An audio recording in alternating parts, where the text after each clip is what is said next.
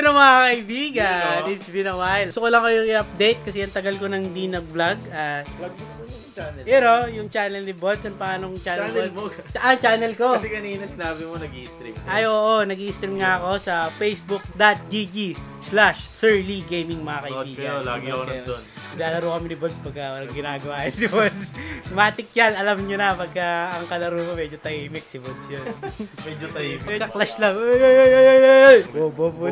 Ito yung mga ginagawa ko sa gym kasama yung coach ko. So medyo mahirap yung mga pinapagawa niya sa akin. Lagi niya ako pinapagalitan. Eh para din naman sa akin yun. Para din sa ikabubuti ng katawan ko. Ito na, panoorin nyo. Pero mga kaibigan, nandito ulit ako sa G.I. Joe Fitness. Bisita ko yung coach ko kasi tapos na yung tapos na yung second month ko. So gagawin niya na yung program ko for the third month. Pag-uusapan natin kung ano yung mga nabago sa katawan ko simula nung first month, second month. Pakita mo kung gaano kalalakas yung mga coach. Yan, grabe ito si coach. Idol ko ito si coach eh. Ito mo naman, sa sobrang lakas bumuhat niyan.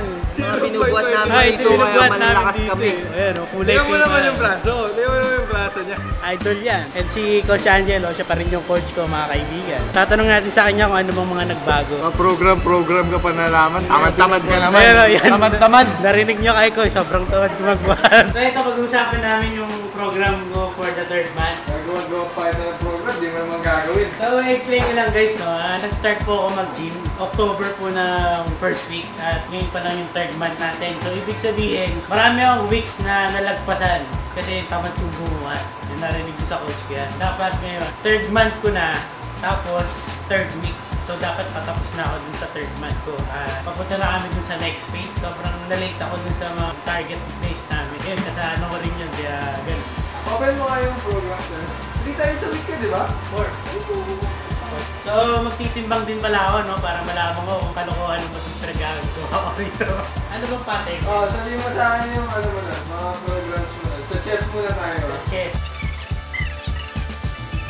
Para saan ba yung mga yung workout selection na napili natin para sa third month natin? Specifically decide din kasi para sa'yo kung ano yung mga kaya mong buhatin.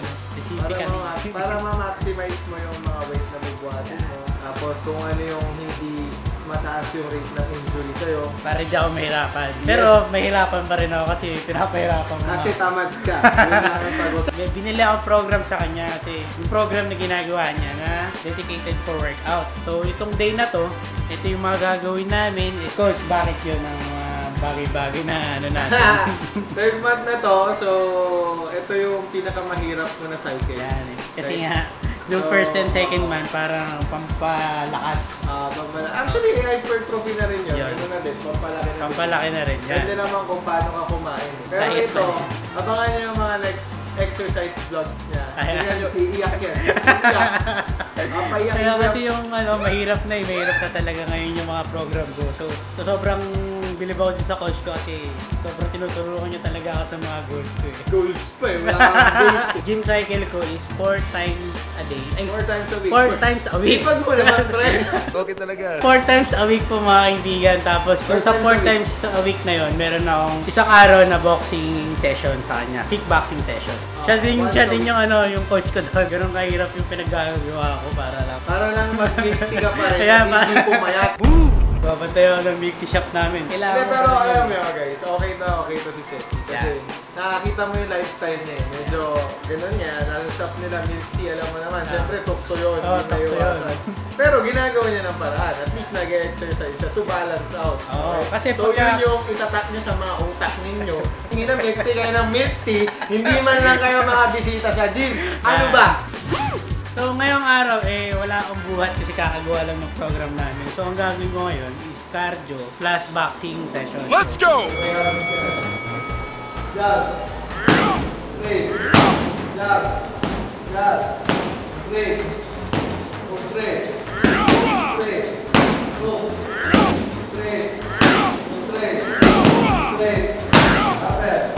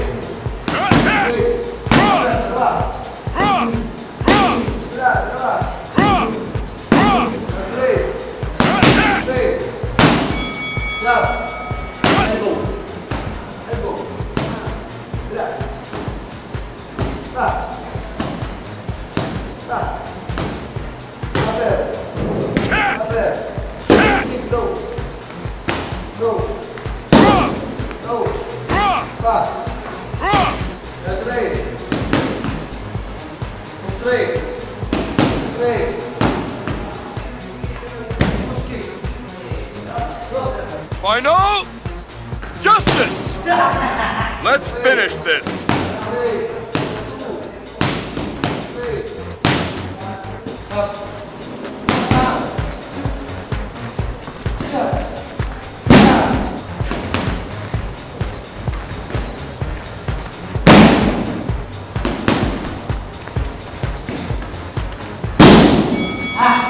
Yan, nakatapos ko lang mag-workout at titignan ko kung ano yung weight ko ngayon. Naalamin natin yung ideal weight natin kasi tagal ko na nag-gym ngayon, hindi ko pa rin alam. Tingnan muna natin yung ano mo, current na weight and ano mo, tapos titingnan natin kung paano natin Yung current weight, malalaman. Yung ideal weight, kasi may mga tamang ideal weight yan sa height.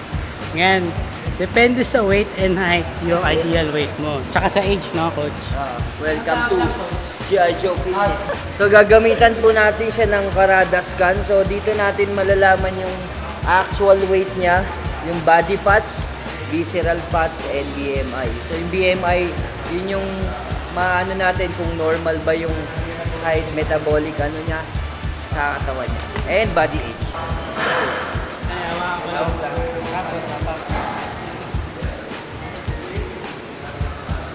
Hawa ka lang pag gumandar ha. Wow! Good job, good job. Nakikita ko na yung ano malaking result. Sobrang live ba yun? Nag-error na ako. Coach, nag-error. Bakit hindi pa tapos? Error kasi kahit yung ano natin, pang weight natin, nagulat sa result. Kaibigan. Let's go, try natin ulit.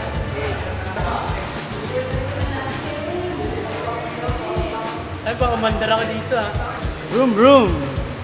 71 mga kaibigan. Kitang-kita nyo. Malinis na malinis. Galing tayong 78. 71 point.